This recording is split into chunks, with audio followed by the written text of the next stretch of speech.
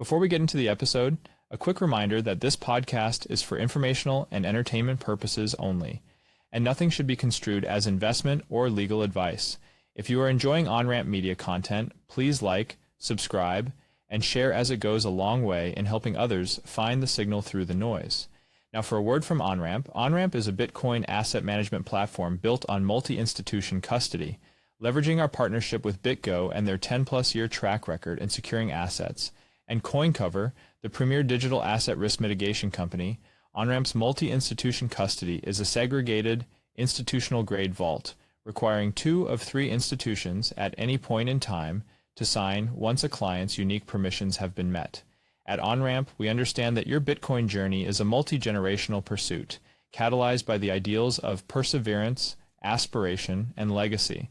That's why we're proud to introduce Onramp Heritage, a suite of private client services dedicated to ensuring your Bitcoin legacy is preserved and passed on, embodying the true essence of wealth that goes beyond mere numbers. If you would like to learn more, please schedule a consultation.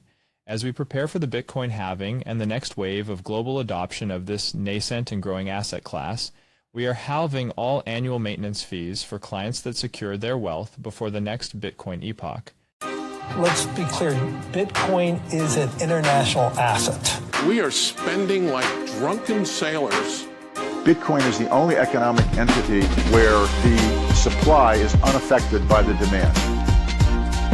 If you want to preserve your wealth, you have to convert that currency into an asset that's scarce, desirable, portable, durable, and maintainable.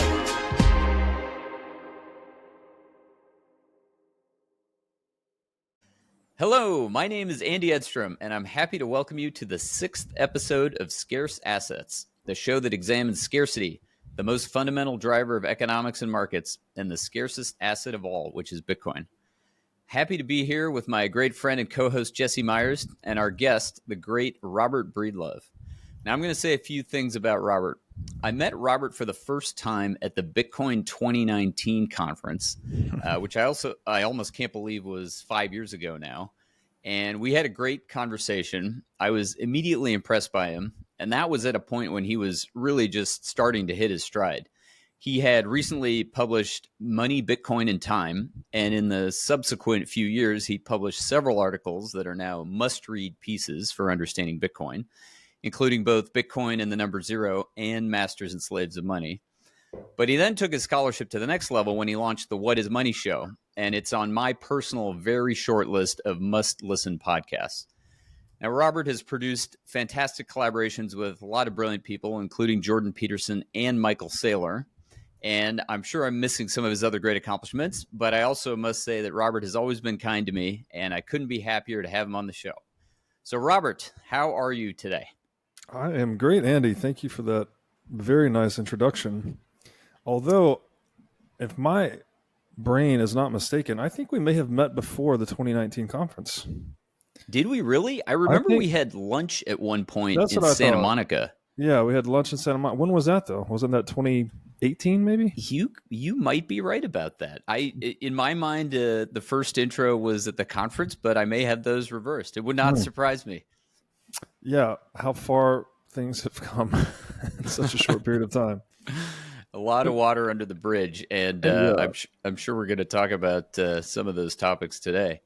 I want to piggyback, Andy, on Number Zero and Bitcoin. Robert, for me, was actually probably the final nail in the coffin for me on like the altcoin possibility. And so like that was the last piece of the puzzle that I didn't have like a solid answer for, and that took care of it. And from there, it's just been, Bitcoin maxi for me. So I appreciate you for that. I love to hear that, because that was the point of the piece, as you know, the opening line. And it's a hard part of Bitcoin to understand, right? The social layer, that it's not just a technology, there's a social institution aspect to it. And, it sounds ridiculous almost. You're like, what do you mean you can just copy and paste Bitcoin, but there's only 21 million. So you could just copy and paste it forever. So to explain that is pretty tricky, and you have to invoke a lot of kind of esoteric ideas like path dependence and network effects and blah, blah, blah. So I'm really happy to hear it had that impact on you, because I was, really struggling to find a good historical analogy, and I think it worked out pretty well. Yeah, it's perfect for it. And for anyone who hasn't read it, what the hell are you doing? Go read that.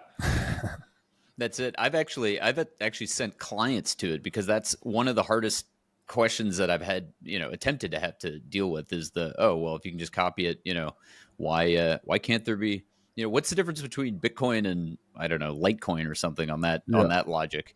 And so I've leaned on your piece. It's saved me, I think, a little bit of time. And you certainly articulated it more clearly, than I ever could have. So we both gotten some good mileage out of that piece. That's great to hear. Definitely the fan favorite, I think, of all the feedback I've received, is that one's the favorite. Yeah, I love it. Well, let's talk about some of your more recent work now. I want to talk about some of the more timeless themes that interest you and that you've explored on the What Is Money show. This, your work touches numerous different disciplines, how they intersect money, society, economics, philosophy, a lot of different areas. I'm curious, are there any fields of study that you found surprisingly interesting in their intersection with money? Ooh, that's a good question. A lot of people, so when people first hear the title of the podcast, the What Is Money show, they're like, oh, it's a finance show. I'm like, actually, not really at all. We talk almost nothing about finance. Yeah. It's much more philosophical / psychological. I mean, there's obviously some historical stuff, some economic stuff, but I have found myself recently obsessively reading a lot of Western philosophy. Before Bitcoin, I'd read Eastern philosophy. So this is like Sun Tzu, Musashi, some Krishnamurti. I was very into those philosophers. Those are Indian and Asian. But then in conversations, obviously Jordan Peterson was a big inspiration for me, even to start the podcast. Through Jordan Peterson, I discovered the work of the likes of John Vervaeke. He was a colleague of Jordan Peterson's at University of Toronto. Vervaeke's been on the show a couple of times. He has an amazing podcast. Through John Vervaeke, I discovered the author D.C. Schindler, who wrote this book, Plato's Critique of Impure Reason. And it's just so damn good. Like, it's one of those books you read and you're like, I can't believe a human wrote this. But a lot of that philosophy, like, it talks about how things are dramatic in nature. So there's not, we typically use words and think that, the word is the thing, but there's reality is more relational than that. So that's why there's always context, and, you have to read between the lines, and we even need things like language and money, right? Because action is continuous and complex. It's not discrete and simple. And so I guess to sort of answer your question, in D.C. Schindler's books, he writes often, he's writing about the work of Plato, Socrates. Socrates is like the main character of Plato's writing, effectively. Yep. He's kind of like the archetypal philosopher. So he like embodies his philosophy. But one of the ideas in a lot of his writing is the idea of a mediating third, that between any two poles, there's always a mediating third between them. And it's kind of complex to unravel, but I just thought that was so fascinating. It's like you get to the bottom of Western philosophy, and you find this notion of like the mediating third, and I can't help but think that of money in that way, right? Like money is structurally similar to that, and that's why I think the show, we end up talking a lot about language, a lot about definitions. Actually, Socrates said the beginning of wisdom is the definition of terms. Ayn Rand said something like definitions are the guardians of rationality, something that protects us against mental disintegration. So very easy to forget this open source software that we're running called language is not the thing itself, not the actions and the phenomenon or the phenomena themselves. But we talk as if they are, but they're not. So we have to remember that, we're always kind of like mapping this territory. So it gets very meta and complex that you're trying to talk about the mapping instrument, whether that be language or whether that be the language of value or human action, which we call money.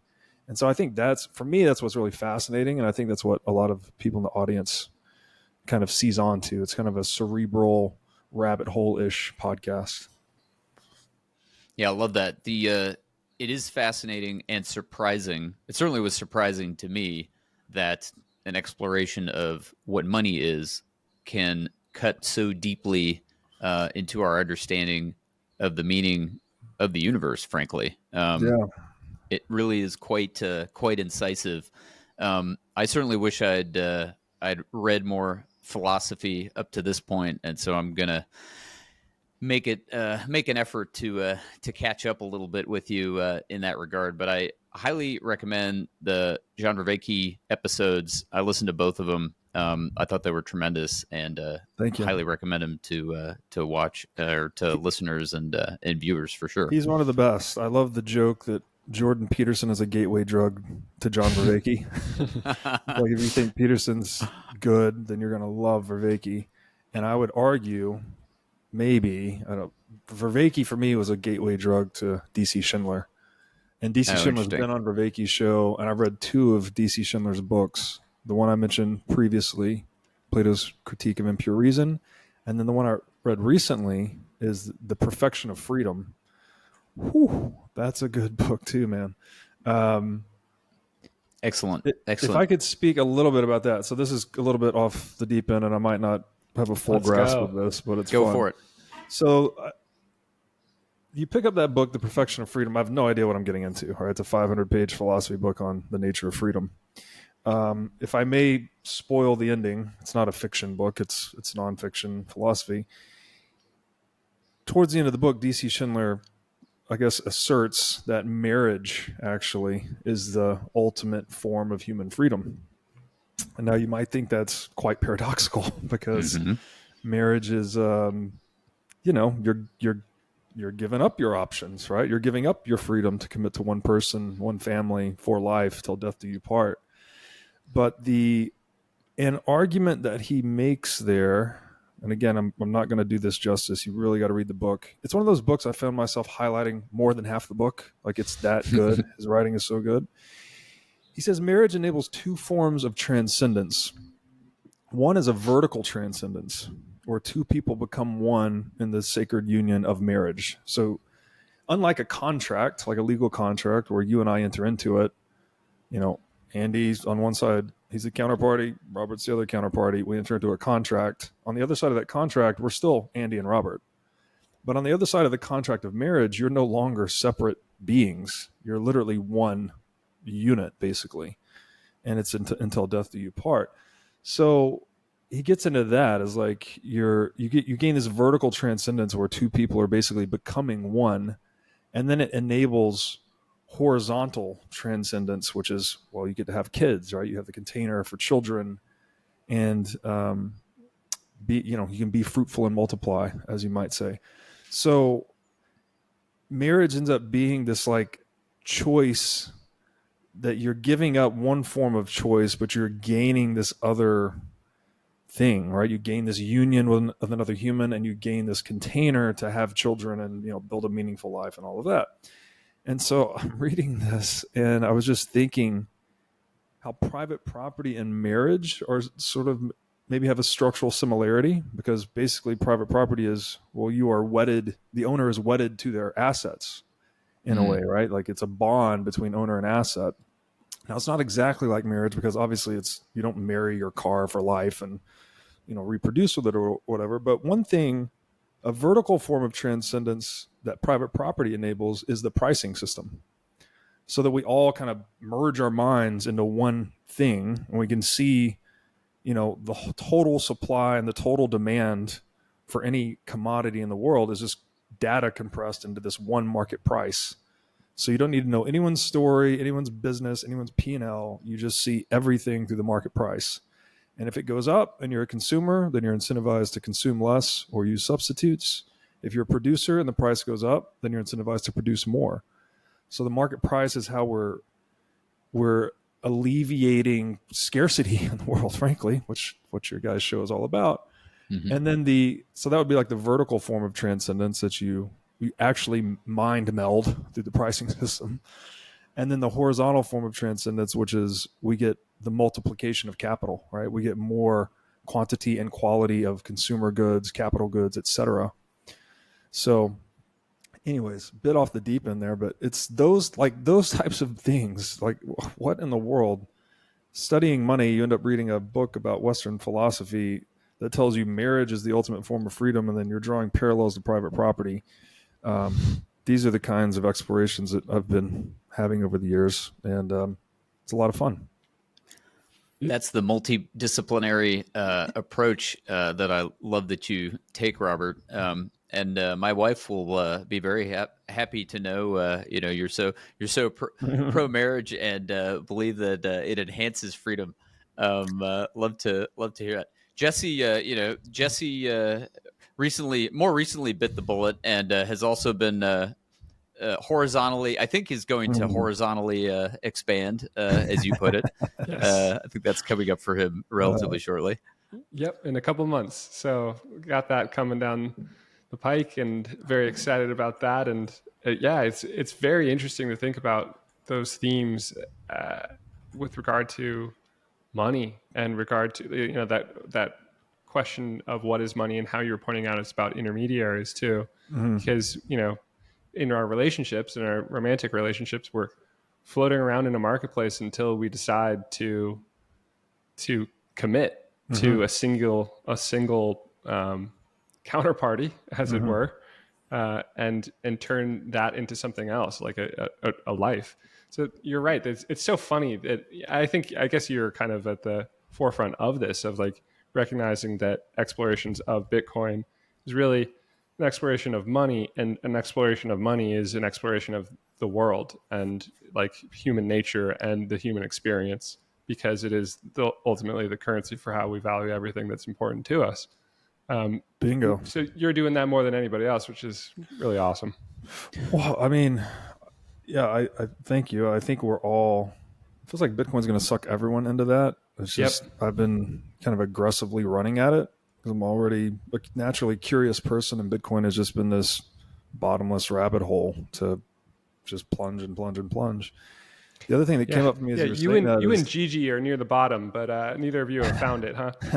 Nobody will ever find it, I don't think, because of what you just said. Actually, if money is the language of human action, and this is the title of Mises's famous book, obviously, and human action is basically everything. Yep. Literally everything, right? We don't have any perception or observation or experience that's not a human action, because guess what? It's coming through your eyes, ears, nose, like it's all human action in a way. And also humans, every market in the world exists to serve that market. Like, we would not accumulate goods or capital if we were not going to be making a new generation. So I thought about that too, that all these markets, all the trade, the economy and everything, the real point of it is the people that come after us, right? The legacy we leave, our children. Because if we didn't reproduce, well, why would we economize? Why would we accumulate capital? Why would we build civilization? Because we'd all be gone in a generation. We just have one big party, right? Call it a day.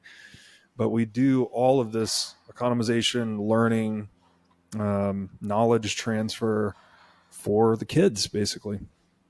And I mean, it's somewhat obvious to say that, but it's kind of interesting to think about it through a market perspective. Amen. It's all for the kids. That's why we're doing the Scarce Assets podcast here. It's all for the kids. I can certainly attest to the fact that learning about Bitcoin has made me think longer term and have a longer time preference.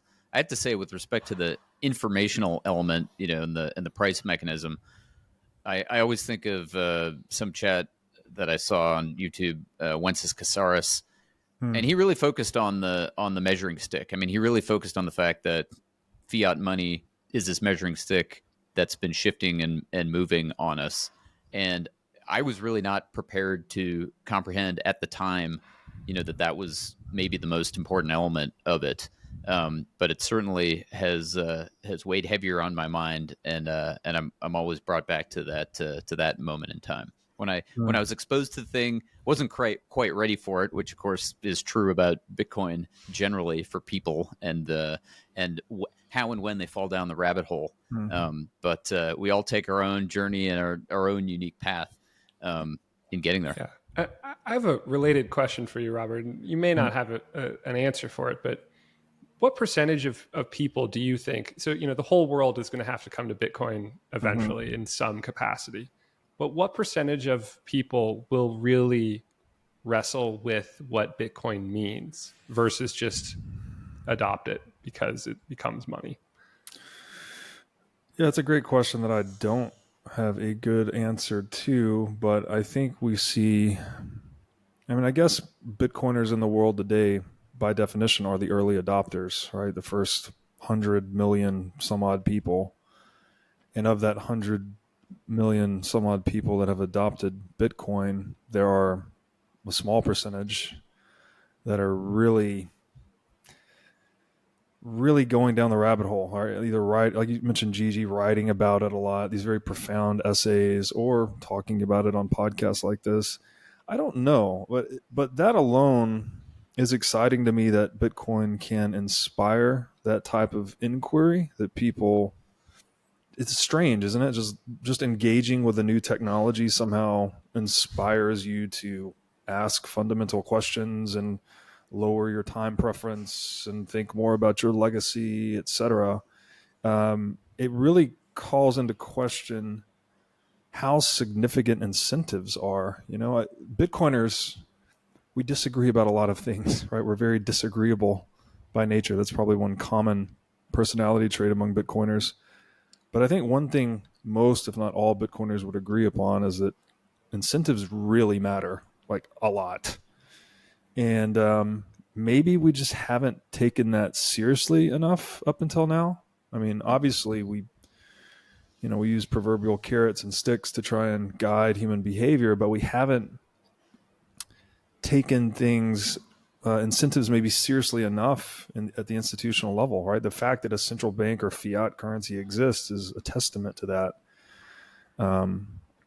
We're playing with, what is that one? There's a quote, the problem with people is we have primeval emotions, medieval institutions, and godlike technologies. So it's like we're just we're playing with fire in a way, and we have to get burnt a few times before we learn how important certain things are. And I think Bitcoin is probably going to teach us that about money / incentives, that we really should have just let humans self-organize and choose the best tool for the job, and not engage in all of this intervention and coercion to try and treat the market as if it's a machine, right? Pull this lever, lower interest rate, increase economy, blah, blah, blah. It's like, it's not a machine, guys. You have the wrong metaphor. It's a complex adaptive system. Central bankers cannot control the economy any better than meteorologists can control the weather. So hopefully Bitcoin helps shake that tree and wake us up to that reality. That's it. We need to dismiss the arrogance of those who believe that they can deterministically manage this thing. Bringing in the notion of kids and marriage and all that good stuff. I have a 3-year-old, and I see her absolutely learning about the world, touching the stove, falling over, hurting herself. I think we do that as a species. I guess one of the virtues of childhood is that the stakes are low in the sense that you're tiny, you don't control much, you don't have those those godlike powers. Prometheus, you don't have the Prometheus situation where you've been handed fire, although certainly kids will find the fire if you let them. So you do have to keep a lid on that in the household. But it's at the level of a complex adaptive system like the whole economy or the world. Certainly the stakes are much higher, and I personally have taken it to heart, the incentives concept. When dealing with my kids, it doesn't always work, and I try to be deliberate about it. Sometimes I get emotional about it, and my limbic system takes over. But we all do our best. Yeah, well said. The other thing that comes up for me about fiat, it seems like it's very much fear-based. Obviously people are complying to define fiat, do this because I said so or else, right? Like do this under threat of force, basically. And that's not something that we had historically. Like we take it for granted now if Congress signs a new bill into law and we all have to abide by that or else, we get in trouble. But historically, it was much more like a legal discovery process, like Moses observed everyone fighting amongst themselves for a long period of time. And then finally he writes down like, okay, here's what you guys have been doing. Here are the rules. It's not like he sat down and just wrote the rules and said, follow these or else. There was a discovery process that took place. So people that are complying with fiat, do this or else, are obviously doing it out of fear. But I think also the people that are imposing or benefiting from fiat are doing it out of fear, right? The fear that if you just leave people free to their own devices, then there will be anarchy and chaos and there won't be an economy and there won't be any goods. It's kind of this circular logic of socialism in a way. It's people are greedy and evil, so they can't be trusted. So they need to be governed by people who are greedy and evil. It's really crazy. And I hope that by getting some fiat out of the world, by Bitcoin emerging and sort of clearing, hopefully fiat out of our money, fiat out of our legal system to some extent, that will, get rid of fear. Not entirely, of course, it's part of life, but I think a lot of people operate from a very fear-based paradigm today. And what is that Bob Marley quote? When the power of love overcomes the love of power, the world will know peace, something like that. And Bitcoin has that kind of flavor to it. So, I just hope it can help us. You're asking earlier about, will everyone go down the Bitcoin rabbit hole? Probably not, right? There's going to be just a few people. But a few people can inspire a lot of people to stop leading a fear-based life, even if they don't know why necessarily, right? Just a few courageous people setting an example, living out of love, et cetera. And I think you see that in a lot of Bitcoiners. Right. So I hope Bitcoin keeps pushing the world that way. And that goes back to your point about property rights. I mean, if you're living in fear about money, it's related to, if not primarily driven by, a fear of like, is my money mine? Am I going to get more dollars? The cost of everything is rising. How am I going to pay for my family? But if you shift to a world where you have this guaranteed property right, because it's protected by math and nothing else, that shifts some of that psychology from a scarcity mindset of like, holy shit, how am I going to I need to get a raise because I need to keep up. And that's inherently fearful. From that to, oh, my savings are going to grow in value, I'm doing pretty well. Exactly. Yeah. And we've all experienced it, right? The lowering of your time preference, almost equivalent to becoming a better person, right? Whatever, Bitcoiners take a lot of different directions, but the commonality would be but several bad things they had about themselves pre-Bitcoin, they start to address them post-Bitcoin. Whether that's, taking better physical care of yourself, going to church, drinking less, whatever it may be, saving more, even just something as simple as that. And it's strange because you wouldn't think if Bitcoin weren't an actual thing happening, that would maybe be a difficult argument to sell. I mean, the Austrians have been making it for a long time and not a lot of people have been listening. But now we see it. You see people's lives actually changing, and who knows how far that thing can go. And just the idea that your ability to own a thing is premised on other people's inability to take the thing from you. All right, it's this very simple idea, but if the incentive is there and the opportunity is there to take it, states and criminals have engaged in it for a long time. So it's almost like we needed an actual incentive or technological solution to the ethical problem of letting people keep what they earn. And Bitcoin, obviously we've made advances along this front in many ways, the rule of law and English common law, things like that. But Bitcoin, private property, Bitcoin's like an advancement of that idea, basically. But it's a tool plus an idea that moves us forward on that ethical continuum. So it's fascinating.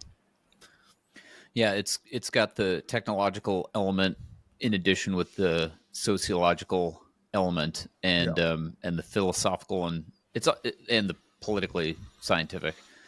Honestly, after studying this thing for a number of years, I sometimes wonder whether I could articulate it at all because it's so expansive and all encompassing and touches everything. Getting back to the multidisciplinary approach with your thinking, one particular discipline is history of science, which touches on a few of these topics.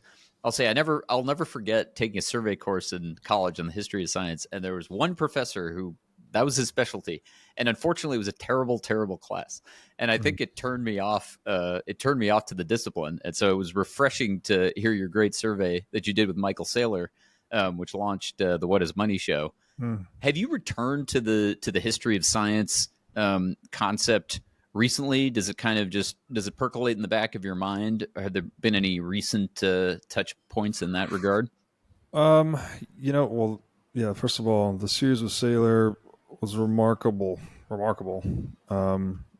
Agreed. I take little to no credit for that other than just pressing record, but the guy really brought it and definitely reframed my thinking about it. I've been thinking about money as time. He brought in the whole energy element, and then he tied in all this anthropology, history of technology, history of science. Obviously, he's a great storyteller. It was really enjoyable, right? Almost like pushed me further into the rabbit hole. On the history of science question, I am very fascinated by it, but I've been mostly focusing in terms of scientific literature. It's been mostly economics focused. Not entirely. Pre-Bitcoin, I really liked physics and biology. I think they're very interesting. Like the book, The River Out of Eden by Richard Dawkins, who I think I'm going to have on the show this year. Oh, cool. Oh, wow. Really impactful. Selfish Gene got me pretty good in college. Yeah, Selfish Gene is fantastic. There's a book called 7 Brief Lessons on Physics, I think, by Carlo Rovelli. I hope I'm saying his name right. He also has like a history of time, I think is one of his books. So I've always had an interest there, but since Bitcoin, because I didn't have Austrian economics prior to Bitcoin, I've been mostly focused on that and people like, Mises, Rothbard, Hoppe. Just really, if you've ever read that stuff, it's hard stuff to read. But it's really Mises good. is tough. Mises is dense. It's slow going. Repetition helps. Yes. Repetition, backtracking, take it easy, take it slow. I just picked up a theory of money and credit, actually. I'm just starting that of his, but I read through Human Action twice. And one of the points he makes, I think it's in Human Action, that economics is the youngest science, basically. So we're coming out of the economic dark ages, if you will. And Bitcoin is a huge piece of that, because anywhere you have fiat currency, which is everywhere, we have this very serious intervention into the market process, right? Like, how does Safety put this? You're going backwards. You're going towards barter and away from the division of labor every time you have a central bank or a regional monopoly on money, right? You're not letting people exchange freely. So it's unwinding the global division of labor, the global civilization, frankly, raising time preference. And economically regressive. It's economically regressive. Yeah, exactly. And then it's interesting to think how much that plays on us psychologically, right? I think a lot of, people's day-to-day decisions are economically driven, right? And anyone that has a full-time job, I always find it funny when people that have a full-time job will say something like, I don't care about money. It's like, really? Why do you spend 40 hours out of every week doing something for money? Like, don't. It's very serious. And, it's crazy to think that even mid 1800s, we thought that there were like particles in the universe called utils that gave things economic value. And that, this pen had 65 utils and this jug of water had 46 utils, and that's what determined their value. So we're very fresh out of this economic ignorance, I think. And so there's a lot to be learned. And I guess that's absorbing a lot of my attention, just thinking about what else are we going to figure out in economic science in the years ahead. Like, I have no idea, but it's fascinating to think about. Thanks for tuning in. If you're interested in exploring any of these topics further or want to learn more about how we can help you secure a new or existing Bitcoin allocation, get in touch with our team at onrampbitcoin.com.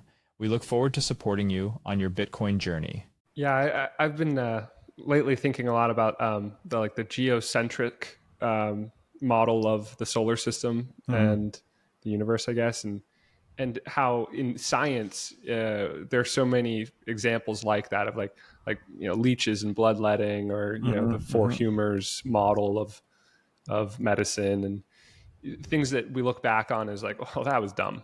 Of course, right? Exactly. It just took a little bit of inquiry, a little bit of really thinking and pushing the ball forward before civilization woke up to, oh yeah, there's actually like logic and some reasonable rules that you can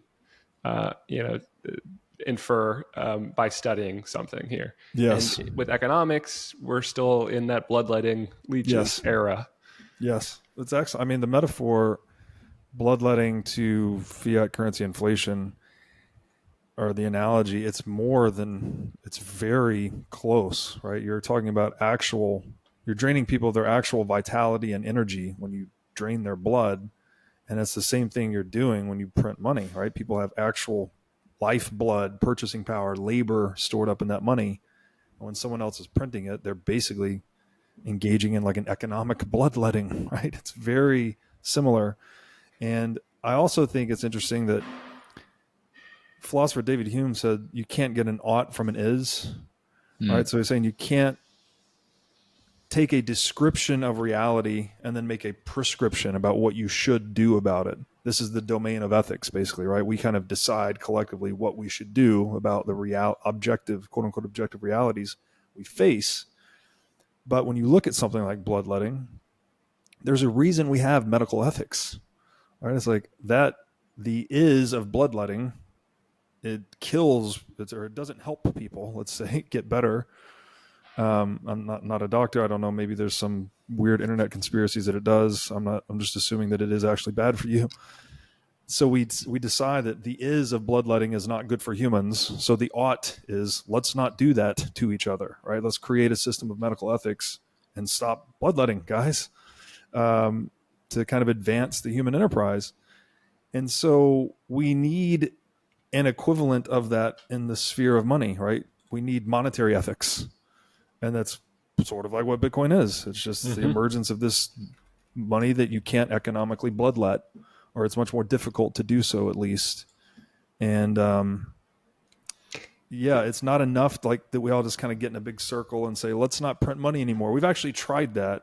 I can't remember. Was it there was a law passed in Britain. This is on the Twilight of Gold series, probably in the 1600s. Where they said, this is the final money supply. We're never going to print money again. Fixed money supply. Here we go. Everyone just trade and create value. We're never printing money again. And like 6 months later, they're printing money. So like we don't have the capacity as humans to make that, to tie ourselves to that mast and not do it. So we had to invent Bitcoin to prevent ourselves from economically bloodletting one another. The siren song is too strong. Yes. We just can't help ourselves. Talking about the bloodletting, I'm reminded of Semmelweis, the doctor who figured out that I think it was microbe theory, germ theory, but specifically that it was very important that doctors wash their hands, right? and purify themselves before treating their patients. For delivering babies. Yes. For example. Yeah, exactly. Before delivering babies, the next generation. And nobody believed him, right? Oh, they attacked him. They attacked him. Yeah, they really said Right, you like the establishment attacked this guy. Threat. It was crazy. It's crazy, right? It's crazy. We look at that today. Like, are you kidding me? Right. It's wild. It's wild. Yeah. And so it makes me think about this so far peaceful learning and adoption process for Bitcoin, the world's most scarce asset. I'm sure this is something you've thought about, the possible path and how this could go. It seems to be going pretty well so far, I would say. What are your thoughts about, potential reactionary forces? Does this occupy a lot of your time thinking about it, or do you just take it as it comes? Well, yeah. So I guess the question is like, what if Bitcoin does continue to monetize and eventually become a global monetary standard? How rocky is that transition, right? Will there be retaliation by the state or what have you? I really have no idea. Like it does seem to be going really well so far, by the way. It's a great point. And my view on it is that, ultimately society is comprised of acting individuals. Again, it's one of these abstractions. We're always like, oh, what is the state going to do? But the state is comprised of a bunch of individuals, right? A bunch of individual people that are assembled into individual little power factions, and they're all competing with one another, serving their own individual self-interest. So I don't know if it's wishful thinking or not, but I just thought that, well, the cost of acquiring Bitcoin and insulating yourself or ensuring yourself against its possible success is so low, you just buy the thing. When the cost of attacking it is so high, it's like, how do you this is a weird paradox. So Bitcoin solved the Byzantine generals problem, right? Which is, how do you propagate a message through a network of antagonistic actors in a way that the message gets through unchanged or undistorted, right? Passing a message with high fidelity through a bunch of people you can't trust, basically. We didn't know how to do that prior to Bitcoin. Now, to attack Bitcoin, the state would need to solve the Byzantine generals problem, right? You need coordination among states who are inherently distrustful of one another to really take a good shot at Bitcoin, right? You would need China and Russia and United States, et cetera, to collaborate and really squash it. But as that collaboration, if that were to come together, the incentives to defect from that would get higher, right? If you did get that collaboration going on, all of a sudden China's like, well, if we just support it and mine it, then we could undercut all of these guys and make a ton of money, blah, blah, blah. So I've long thought that Bitcoin, it's so asymmetrically advantageous for the individual that it was just going to dissolve centralized power structures over time, that individual group people and then individual groups would just hold this thing, even if they hate it, right? That a central bank, like, we hate this thing, but we need to put 1% of our assets in it in case it succeeds, because if it succeeds, it's an existential threat for our entire business. And so central bank A does that. They put 1% in. Well, central bank B, C, and D say, oh, well, central bank A did that. We now need to put 1% in. And every time you put 1% in, and I'm picking on central banks here, pick your large capital holder. It doesn't matter what institution it is. Every time someone puts purchasing power into this thing or buys some of it, they're actually increasing its odds for success. So the game theory just kind of ratchets up, right? Each time someone puts it in, they're like, well, now I need to evaluate the probability of its success a little bit higher, and therefore put a little bit more of my assets to protect myself.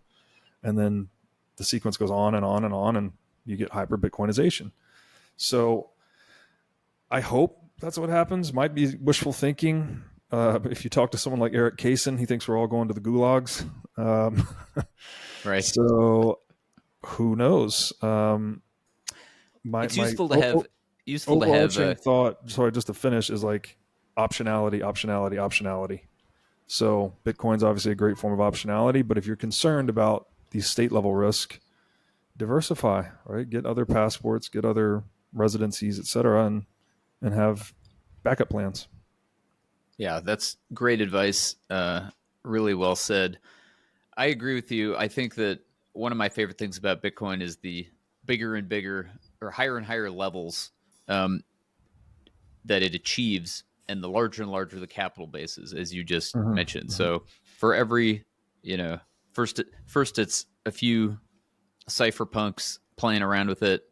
Then it's, some parties that can't transact otherwise that really need it. And there's these larger and larger pools of capital. And as you said, we're at the central bank stage or maybe the sovereign government stage. And I love that there are certain large participants that can't even touch it until it gets big enough, right, for them to dip their toe. So there's always a bigger and bigger buyer, a bigger and bigger pool of capital, and feels like that's where we're finding ourselves these days at $1 trillion plus market cap of Bitcoin, and there's still such tremendous upside to look forward to. It's well said. And the other component to that that's really important is that the more purchasing power that is stored in Bitcoin, not only the more likely it is to succeed. Well, the more likely it is to succeed because it's harder to stop, right? The network becomes more secure as it grows. So you get this safe that becomes harder to crack the more treasure you have in it, basically. And that's crazy to think about. So I don't, anyone that's running that calculus honestly will just buy it. It's like, what are you going to do to try to attack it? I don't know. So yeah, I think that's the way it will go. And then you just get states then are incentivized to deal with their citizens more honestly, right? Because people will be able to move their capital more easily. States will have to explicitly tax people rather than print money. So it'll be less of this surreptitious tax and more of this explicit tax. And that people resist that, right? When they see the bill, I always love citing the war on terror as an example. This was between 2001 and 2019, I think, pre-COVID. The U.S. printed $2.8 trillion, and we spent $2.5 trillion on the war on terror, which came out to something like $80,000 per U.S. household. I might be off somewhere on these numbers slightly, but it's in the ballpark. Right. If they didn't have the money printer and they sent each U.S. household an $80,000 bill, how long do you think the war on terror would have lasted? I don't think it would have made it as far as it has. So, which obviously gets into Bitcoin's whole value proposition as a peacemaking technology. It's like, just stop, guys. Just stop blowing each other up. Stealing from people through money printing to go and blow up other people and take their stuff. It's just, we can't call ourselves rational or civilized animals until we stop these mass murder campaigns funded through money printing. And hopefully Bitcoin helps with that. Amen. One of my favorite stats about, I can't remember, I think it was Afghanistan. It was either Afghanistan or Iraq, was the pallets of cash that were literally lost in transit, right? They can't account for them. It was like a couple $1 billion worth, which ironically accounts for a very small percentage of the expenditure on those war efforts, as you said, trillions of dollars. But literally at that scale, you just physically lose money. Where does the money go? Who knows? Yeah, it's such a scam. And it's a bit ironic that, I guess, I don't know, most of the world maybe thinks Bitcoin's a scam still. I don't think that would be too much of a stretch to say. Probably more than half. Yet it's the only money that's absolutely not a scam. I mean, I guess you could say physical gold, but it's just not practical for everyone to deal with physical gold. So that tipping point's coming, right? There's going to be a tipping point where more than half the world knows that Bitcoin is the only non-scam money. And that will be an interesting day. So speaking of the scam, and my personal view is that perhaps the single biggest reason that people view it that way still is the volatility in the in the price or the purchasing power. I wonder, do you have any thoughts on that in general? I mean, the three of us are probably comfortable with the fact that that's a shorter term phenomenon and the volatility in purchasing power has been reducing over time. But what thoughts do you have for people on getting comfortable with that reality and how it's likely to play out? It's an excellent question. And it's so if you don't think about what money is, then you don't realize that there's like a software integration into your mind, right? You're thinking about the world through dollars or in terms of dollars, right? And this is what people get so focused on the Bitcoin dollar price, the Bitcoin price expressed in dollars, because, well, that's the global reserve currency. But if you don't think about it critically, you'll fail to see that, well, anything can be priced in terms of anything, right? Money is just kind of the convenient, common language we use, but you can really think about anything in terms of anything else. And that's what purchasing power is, right? You're flipping the ratio. Instead of saying, oh, that steak is $32, you're saying, well, how much steak does my unit of money buy me, basically? And so... a lot less than it used to, by the way. Yes. Yeah, it is basically tripled in price since the pandemic started. The pandemic. I haven't heard that before. As a frequent beef eater, I keep a close eye on the beef price. Mm-hmm. So there's that, just the whole denominator issue that people don't understand. You can denominate anything and anything. But then, I guess the other piece is it is market capitalization and volatility are inversely correlated, right? So the bigger and more liquid an asset, the less volatility it's going to have in terms of both either price or purchasing power. It's not a deterministic law, but it's just what it tends to look like. And so, that's just not easy to communicate to people. Like, I've analogized, you could look at something like the Amazon stock, right? That I think Amazon crashed 94% in the .com bubble. And then it grew, 60,000% since, or whatever it is now. And what are the daily moves on an Amazon now, right? It's not 94%, right? It's become much less volatile as it's grown larger. And Bitcoin, as you said, is following a similar trajectory. But how do you explain that to people? Man, it's hard. It's really hard. This is why I have 400 something episodes on what is money. Like, it's a tricky topic. And we do our best. Comfortable with it? Yeah, I don't know. To get comfortable with it, I don't know. I mean, I guess you just have to get some skin in the game. Yep. Treat it like long-term savings, dollar cost average, long-term accumulation. If you're sensitive to the price, then you probably own too much of it, right? You really shouldn't care about it that much, right? If you really intend to treat it like savings, the way savings is intended to be, well, savings is intended to be saved and only used in case of emergency sort of thing, or to build your dreams or something like that. But the more you're treating Bitcoin like checking, I think the more you're going to get shocked by the volatility. But the more you treat it like savings, the more you're buffered from that shock. So I hope that's helpful for people. Yeah, that's it. I know you've got some thoughts on that.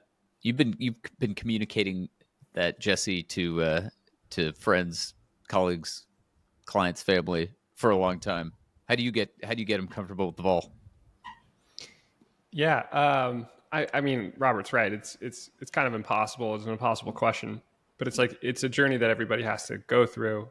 And I think going back to what Robert was saying of, the vast majority of people think that Bitcoin is the scam, but once you go through the looking glass, then you have a totally different perspective, and then you appreciate Bitcoin for what it is, and you realize that Bitcoin is the one thing that is not a scam.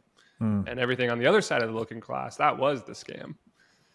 And so I think that, I mean, you guys have probably experienced this too, that the people in my life that I have managed, the few people in my life that I have managed to bring into Bitcoin had to just take that leap, had to dip a toe and then learn more and then increase their allocation until they got comfortable with Bitcoin on its own terms.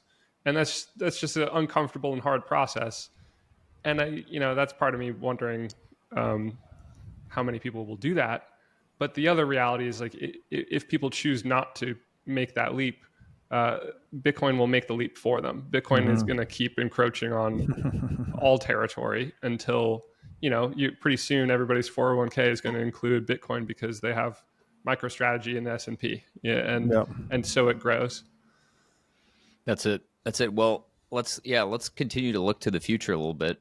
Robert, as you think about allocating your time, which you understand better than anyone is the truly scarce resource, do you imagine spending more of your time thinking about policy issues, or is that not so much of interest to you? Do you prefer the fundamentals to the layer, to the human layer, to the very flawed human layer with all its busted incentives? Yeah, if I could respond to something Jesse said, then I will answer that question. This is the thing about studying money, like you're looking at the looking glass.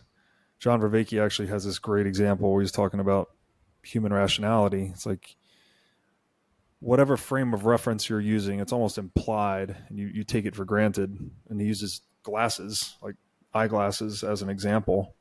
It's like you're looking through the lens and you're seeing the image as it appears to you through that lens. But how often do you take off the glasses and examine the actual glasses, right? The frame of reference is implied.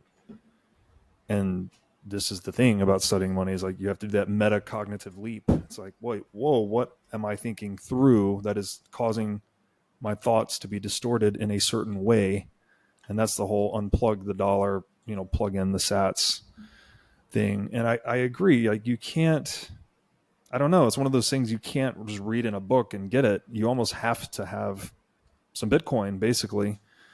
And I think everyone has some amount of money they can put into Bitcoin, like whatever it is. I don't know, whatever amount of money you can stand to literally lose, right? It could be $1, whatever. But where your money goes, your mind will follow. Like once you have some of it, you'll just start paying more attention. You'll probably start listening to podcasts. Maybe you'll read a book. And you should probably do that. I don't like the word should, but I will say it here.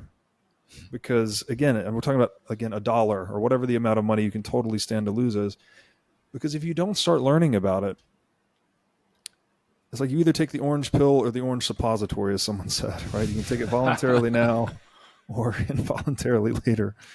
And I don't know. I think it's the most important question of our time, right? Like what is Bitcoin? Bitcoin is money. Well, what is money? You better start figuring it out. Otherwise, you're going to be figuring it out under duress soon. So on the question of policy issues, it bores me, frankly. It bores me. Speaking of suppositories, not a topic of interest for you. It's just, I don't know. I went on a few of these podcasts where, people can be it seems to me like a lot of people really love being political, right? They love, and this is part of the state's game, by the way, right? That you can rotate in this politician, put Biden in there, and everyone's directing all that animosity at him. And then you just pull out that puppet, put in another one 8 years later, and they direct all the animosity at him. But it's like you never get any systemic change because everyone's animosity is pointed at an individual. And it's like, has anyone ever thought that maybe, one ape to rule 330 million apes is just bad math? Like this just systemically doesn't work. You can be mad at Trump or mad at Biden or mad at whoever, but it's just never going to work, frankly. So that's where politics in the fiat world we're currently in really bores me. Now back to DC Schindler, I am reading some of his book now about the traditional sense of politics, right? Is like the distributed ethics, like if the marketplace is distributed cognition, politics is supposed to be like distributed ethics. Like we were saying, like how do we ethically orient ourselves towards the good collectively? There's a lot of dangerous socialist words in here, as you may have noticed. But that's intriguing to me, but I don't know much about it. I'm just learning.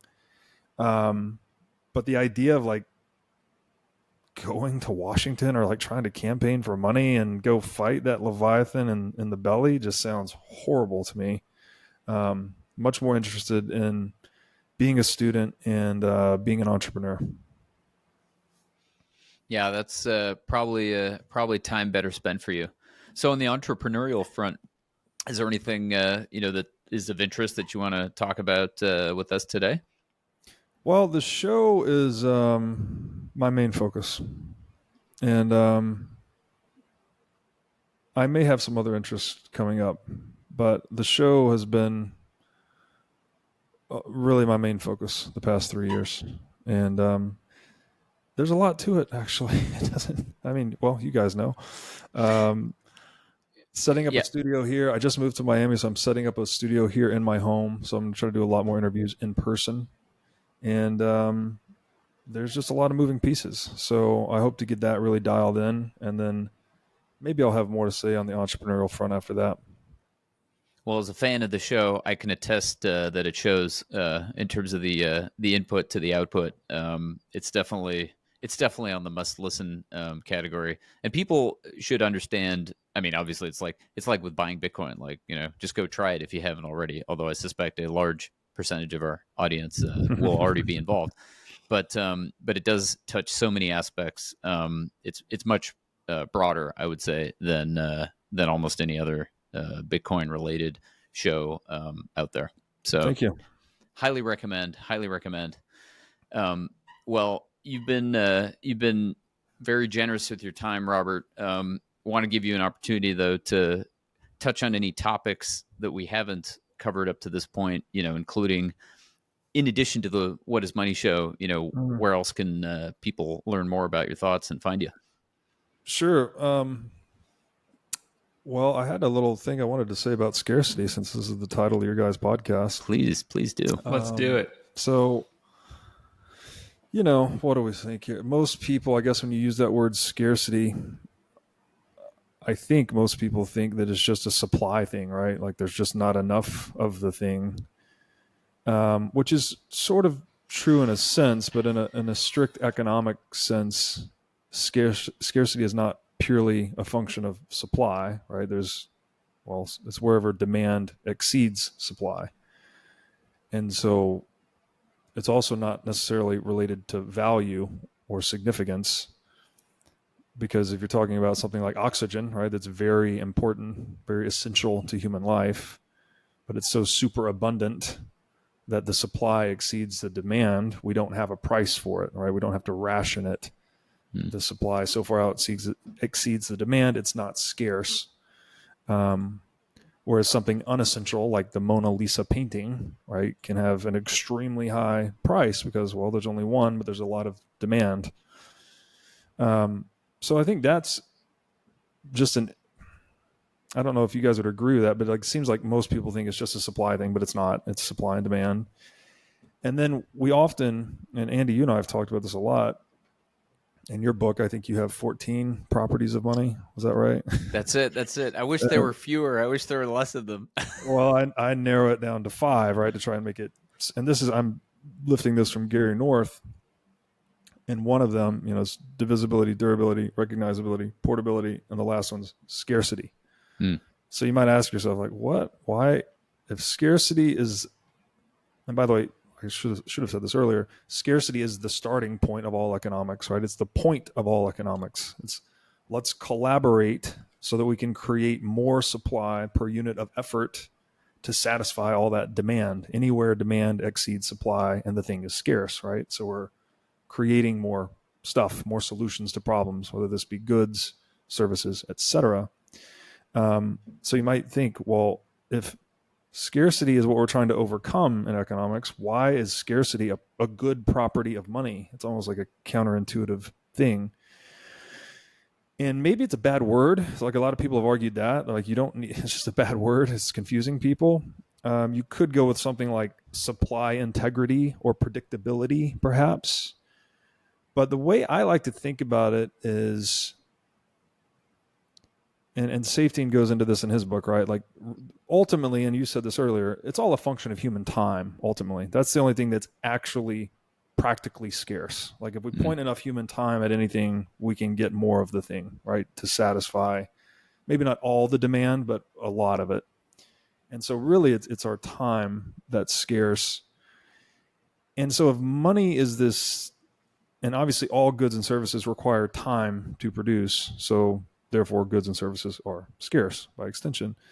So if money is this tool we use to acquire goods and services, and goods and services are scarce, you might be able, if you follow that line of reasoning, you might be able to intuitively grasp why non-scarce money would be a problem. Because you have the money that represents something that is scarce, but if it itself is not scarce and someone can just artificially expand the supply, then they can use that to steal the actually scarce stuff from the people that can't print the money. So it's kind of maybe it's confusing people more. You could just dispense with this whole argument if it is, but for me, it was kind of intuitive in a way. It's like, and Jeff Booth sums this up, right? If you have scarce money, you have abundant goods. If you have abundant money, you have scarce goods, basically. We need something that represents the scarcity of human time. That's, if you consider money to be a tool for trading human time, you need something that reflects that scarcity. And this is why Bitcoin is so perfect. I mean, I think I'll use that word, perfect, right? It's absolutely scarce, right? It has a perfectly fixed supply, just like your lifetime, just like the human time that money is intended to be an emblem for. And so,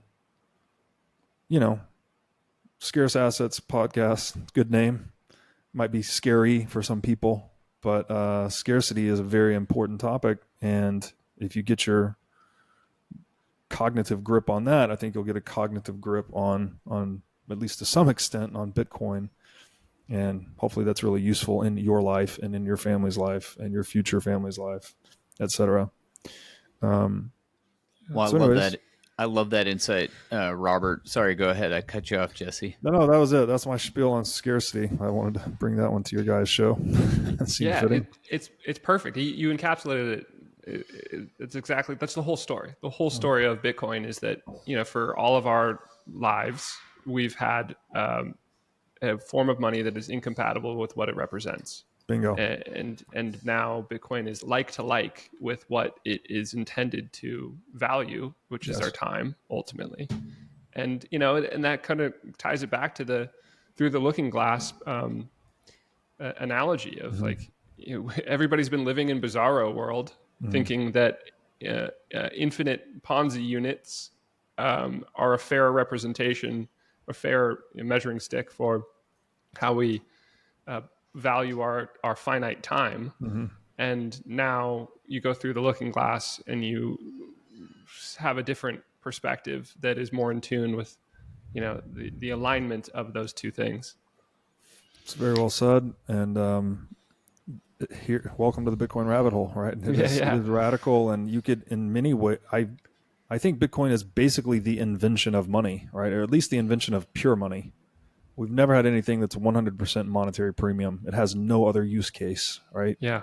Gold has other uses. Everything has other uses, but the invention of the number zero, the invention of money, it's the same thing. Exactly. So it's a singular, idiosyncratic event, right? It's never going to happen again. It's non-repeatable. And all this sounds ridiculous, maybe at first blush, but I don't know. Welcome to the rabbit hole. Come disprove it. That's it. Well, Robert, I really want to thank you for sharing or spending some of your scarce time with us. It's been a pleasure falling down the rabbit hole, learning from you, with you and from you about Bitcoin over these many years. I hope we have a chance to do it again with you. And on behalf of our audience, this has been Scarce Assets. Thanks, guys.